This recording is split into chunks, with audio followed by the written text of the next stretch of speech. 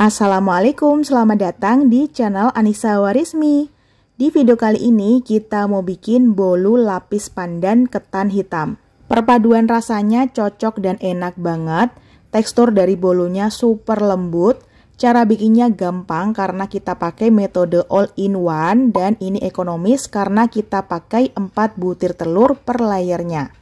Sekarang langsung aja ke cara pembuatannya. Yang pertama kita akan bikin bolu pandan. Siapkan wadah atau bowl yang bersih dan kering, kemudian kita tambahkan 50 gram tepung terigu protein sedang, 8 gram tepung maizena, 8 gram susu bubuk, 60 gram gula pasir, 8 gram SP, di sini aku pakai merek Quick 75, 4 butir telur utuh,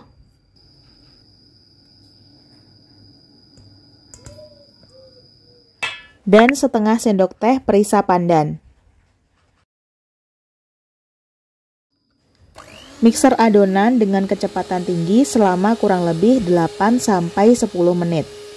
Setelah kira-kira 5 menit di mixer, ini kita hentikan dulu untuk pemixerannya dan bisa dirapikan dulu ya bagian samping-sampingnya supaya lebih terjangkau oleh mixer. Lanjut mixer kembali sampai tekstur dari adonannya kental, berjejak, mengembang, dan juga licin. Dan setelah di mixer pakai kecepatan tinggi selama kurang lebih 10 menit, ini adonannya sudah mulai kental dan berjejak. Bisa teman-teman perhatikan untuk konsistensinya, saat adonannya jatuh, dia membentuk lipatan-lipatan seperti pita. Kalau tekstur adonannya udah betul, bisa kita tambahkan dengan 85 gram margarin yang sudah dilelehkan dengan cara ditim. Margarinnya kita tim sampai leleh aja ya, jangan sampai mendidih. Nah, kalau kondisi margarinnya udah mulai hangat-hangat kuku, langsung kita tuang ke dalam adonan. Tuang margarin perlahan-lahan sambil diaduk balik pakai spatula.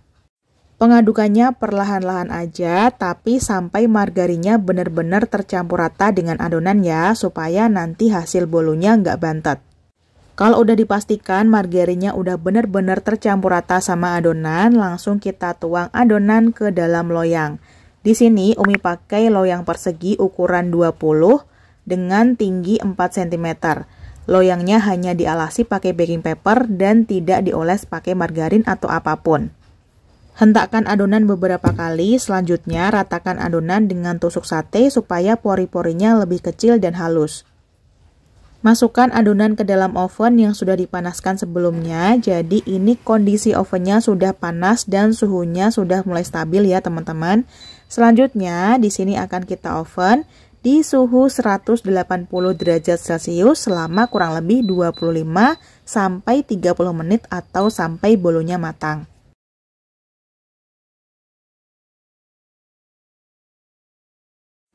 Dan setelah di oven selama kurang lebih 25 menit, ini bisa terlihat bolunya sudah mulai mengembang. Permukaan dari bolunya juga cantik dan mulus ya. Keluarkan bolu pandan dari oven. Dan setelah keluar dari oven masih dalam keadaan panas-panas, langsung dihentak-hentakkan loyangnya supaya bolunya nggak gampang kempes. Dan masih dalam keadaan panas-panas juga, kita keluarkan bolunya dari loyang.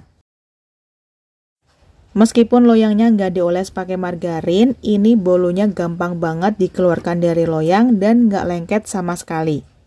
Kalau misalnya bolu teman-teman agak susah dikeluarkan dari loyang, bisa disisir ya bagian samping-sampingnya. Kemudian loyangnya tinggal dibalik aja, nanti bakalan mudah untuk dikeluarkan dari loyang. Tekstur dari bolunya sendiri udah kelihatan banget, super lembut dan empuk. Bolu pandannya udah jadi, bisa kita sisihkan sebentar dan lanjut kita akan bikin bolu ketan hitam. Pertama, siapkan wadah atau bowl yang bersih dan kering, kemudian kita tambahkan dengan 40 gram tepung ketan hitam. Tambahkan juga dengan 20 gram tepung terigu protein sedang, 8 gram susu bubuk, 60 gram gula pasir,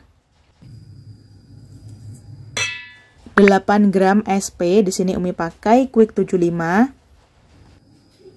Supaya warna hitamnya lebih pekat, di sini Umi tambahkan 1 sendok teh bubuk hitam, atau kalau nggak ada bisa di skip aja. Dan terakhir tambahkan 4 butir telur utuh.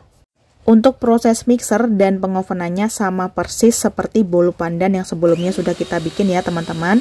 Jadi ini di mixernya pakai kecepatan tinggi selama kurang lebih 8-10 menit atau sampai adonannya mengembang, kental, berjejak, dan teksturnya licin. Bagian samping wadahnya bisa kita aduk pakai spatula supaya lebih mudah terjangkau oleh mixer. Dan setelah di mixer selama kurang lebih 10 menit pakai kecepatan tinggi, adonannya sudah mulai kental, berjejak, dan teksturnya licin. Konsistensi dari adonannya bisa teman-teman perhatikan, cukup kental dan berjejak ya, dan saat adonannya jatuh, dia akan membentuk lipatan-lipatan seperti pita. Sama seperti bolu pandan, kalau adonannya udah benar, langsung kita tambahkan dengan 85 gram margarin yang sudah kita lelehkan dengan cara ditim. Kondisi margarinnya ini hangat-hangat kuku ya teman-teman saat kita masukkan ke dalam adonan supaya lebih mudah tercampur dengan adonan. Aduk balik adonan dengan spatula secara perlahan sampai margarinnya benar-benar tercampur rata dengan adonan. Kalau udah dipastikan margarinnya udah benar-benar tercampur rata, baru kita tuang adonan ke dalam loyang. Sama seperti bolu pandan sebelumnya, di sini Umi pakai loyang persegi ukuran 20 cm dengan tinggi 4 cm. Loyangnya kita alasi pakai baking paper dan tidak dioles pakai apapun ya. Dan setelah dihentak-hentakkan, di sini kita rapikan adonannya dengan tusuk sate supaya pori-porinya lebih kecil dan halus. Masukkan adonan ke dalam oven yang sudah dipanaskan sebelumnya dan di sini akan kita oven di suhu 180 derajat Celcius selama kurang lebih 25 menit. Jadi waktu dan suhunya ini sama persis seperti waktu dan suhu saat kita mengoven bolu pandan sebelumnya ya. Kalau teman-teman pakainya oven tangkring, gunakan api sedang cenderung besar dan di ovennya selama kurang lebih 25-30 menit atau sampai bolunya matang. Setelah bolunya keluar dari oven, tadi bisa kita hentak-hentakkan dan langsung kita keluarkan bolunya dari loyang. Nah, tadi loyangnya tidak Umi oles pakai margarin atau apapun supaya tekstur dari pinggiran bolunya itu nggak keras ya teman-teman. Dan hasilnya tuh bakalan lembut dan juga halus. Setelah bolunya keluar dari loyang, lanjut kita buka baking papernya. Untuk tekstur dari bolu ketan hitam ini bisa teman-teman perhatikan sangat lembut dan moist. Kita tunggu sampai bolunya dingin dan kalau udah dingin langsung aja kita oles pakai selai stroberi. Kalau nggak ada selai stroberi, teman-teman bisa ganti pakai selai coklat, selai blueberry, atau selai kacang, itu boleh banget.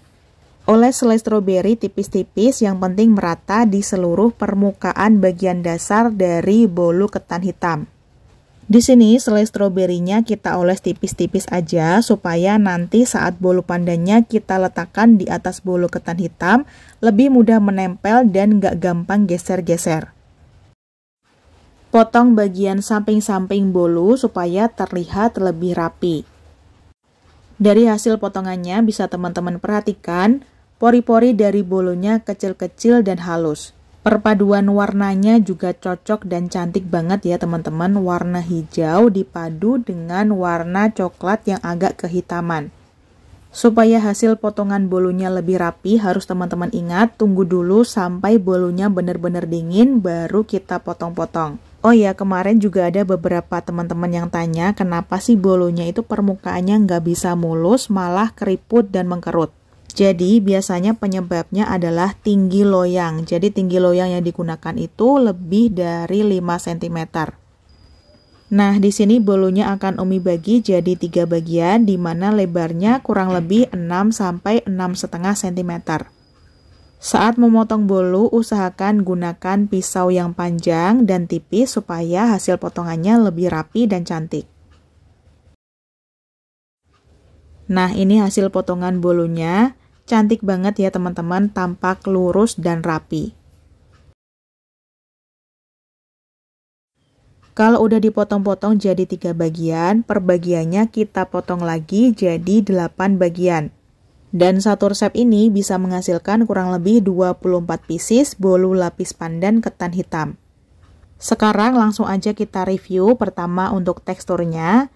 Teman-teman bisa lihat sendiri dari potongannya, udah kelihatan banget kalau teksturnya super lembut dan moist.